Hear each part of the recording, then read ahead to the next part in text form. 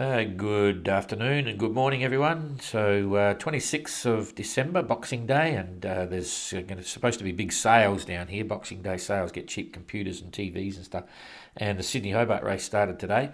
Ironically, I missed the start. I'm going to have to watch the replay because Bayonet's sponsors are here. They've got a big boat, and had lunch with them and talking about the tactics for tomorrow when Abolish gets in. Poor Abolish, but we'll talk about that in a minute. We'll talk about Guy. Guy's not doing too well at the back here. Hopefully he'll roll over in a bit with the new position and he'll be a bit faster, but not a lot of wind. 1.8 knots he's managed the previous 4 hours.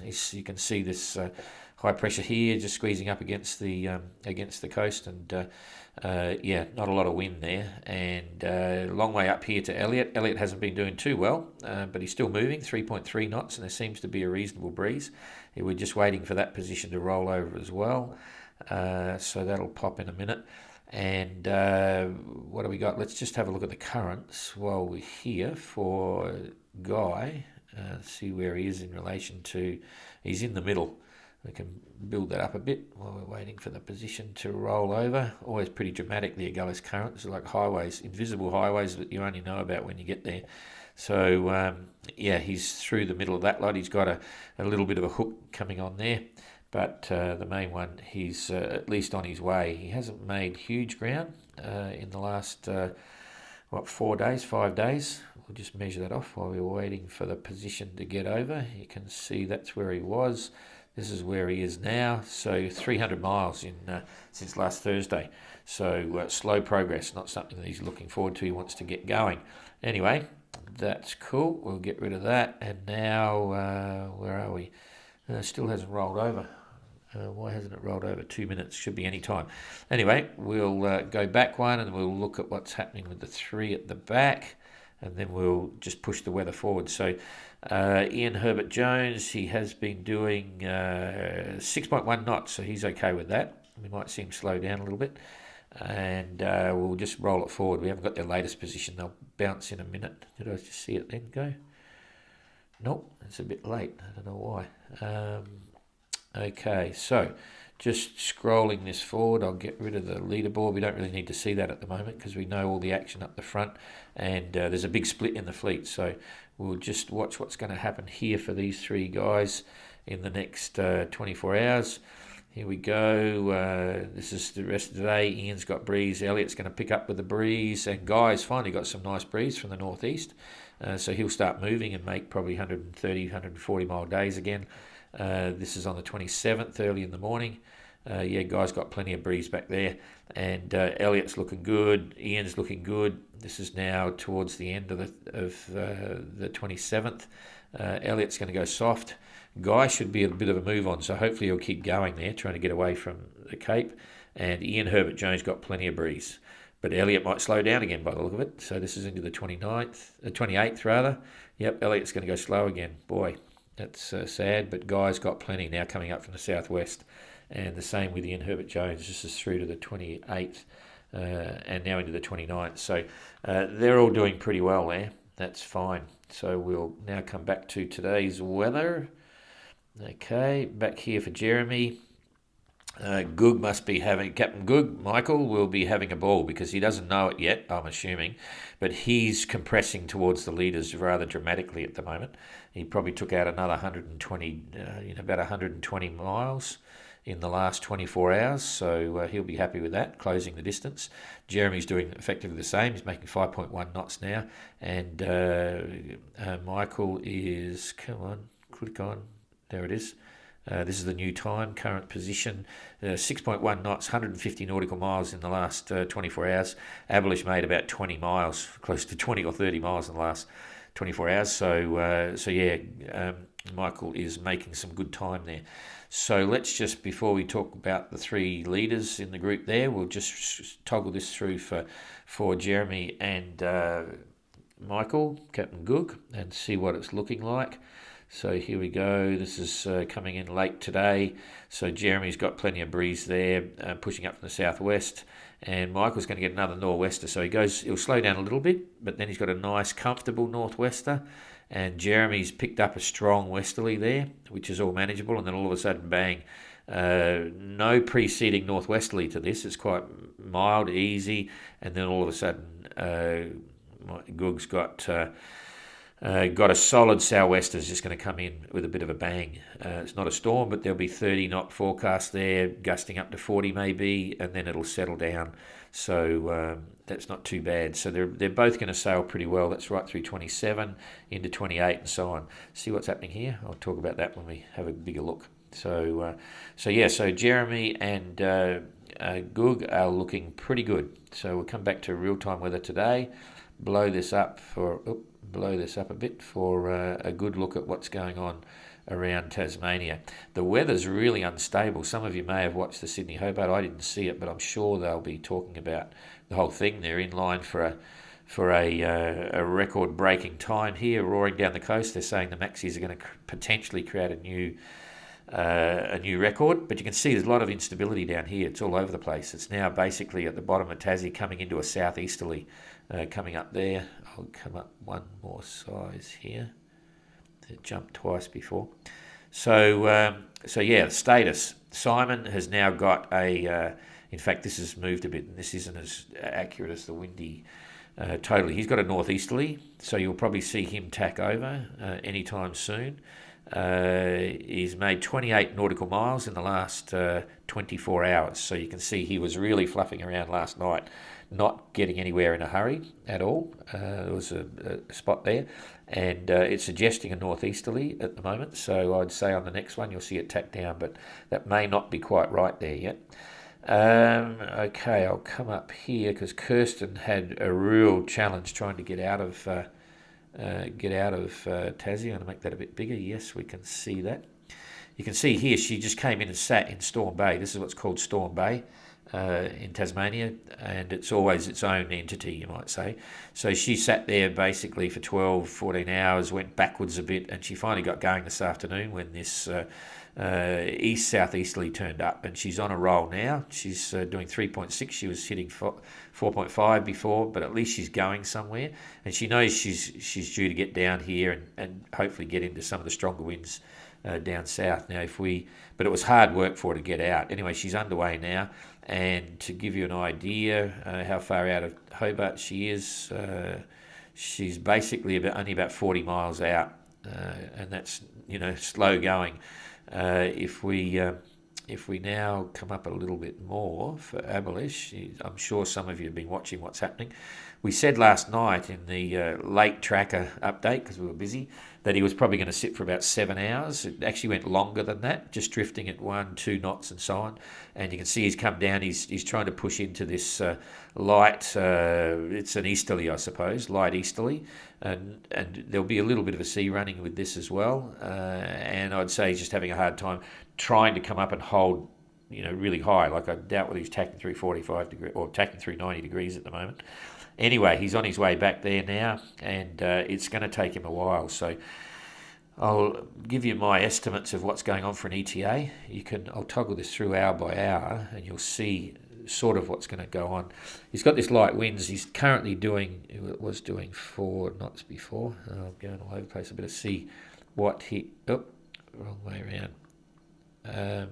Sorry, I moved that wrong then. I was just trying to get to see he's doing 4 knots, okay, and now I want to come down here to show you where he's got to go. So he's down here at the moment. He's got to go right up here into Kingston. So we'll toggle this again, hit that, boom, okay, and you'll see now the wind is going to swing from this easterly. It's going to come around slowly from the northeast, and that's directly headwinds. So while he's been tacking back and forwards, trying to make the most of it to get up here, it's going to get worse. So that means he's going to be tacking, sort of northeast, northwest, and so on, trying to push this headwind. So it's still going to be slow going. And if we toggle the weather forward, this is now on the 26th, late this afternoon. Still a light northerly now. It's swung around to the north. Okay, that's even worse. So it's going to be very slow going. It's going to be about 60 miles out. If you're doing 4 knots, it's going to be 15 hours from now. and it's already 9 o'clock in the morning in France. So it's 9 o'clock at night. It's going to be early hours of the morning in France, but he's not going to make five. He's not going to make 4 knots. Some of it's going to be parked. So time-wise here for us, it's going to be sometime tomorrow morning, but we can't determine exactly what's going to happen, because if I keep pushing this through, you can see it's starting to strengthen again from the north. So the gut feeling is that it's going to be sometime, mid-morning tomorrow. You might see Abolish struggling to get up here. That's a real battle. And that will mean then if he gets in by mid-morning and gets out, he's lost ground against Kirsten. Although Kirsten, they both stalled. All 3 of them stalled last night, so no one gained or lost anything really. But now you're going to see Kirsten hopefully get away a little bit. And when I say hopefully, I mean hopefully, because she's struggling to get out, and Simon's the same. So Abolish has still got struggles, and it's the best we can do is say, probably 15 hours or more from now. I think it's more like 20 hours, so probably even after lunch tomorrow. We'll have to wait and see. So coming back here now, we'll just do an overfly of the weather moving forward. So bring it back to now.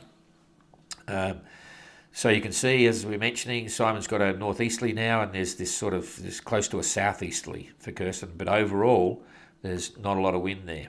Okay, we want that to go one more out. Oh, wrong way, cheapers. Okay, so we'll get that here, and now I'm going to toggle it forward, and you can see what's going to happen. Michael's over here. He's going to keep sailing. He's making good time, while all these 3 are stuck in this real mishmash of different systems. So you can see Simon, the wind is going to hold from the northeast. He should be able to come across on port tack and make pretty good time, get back on course coming down underneath New Zealand. Kirsten, she's going to have it's going to come a little bit from the northeast, so she can turn around a bit. She'll ride that around. You'll see her course hook around, but it's only going to be slow. Both of them will only be doing like 4 knots.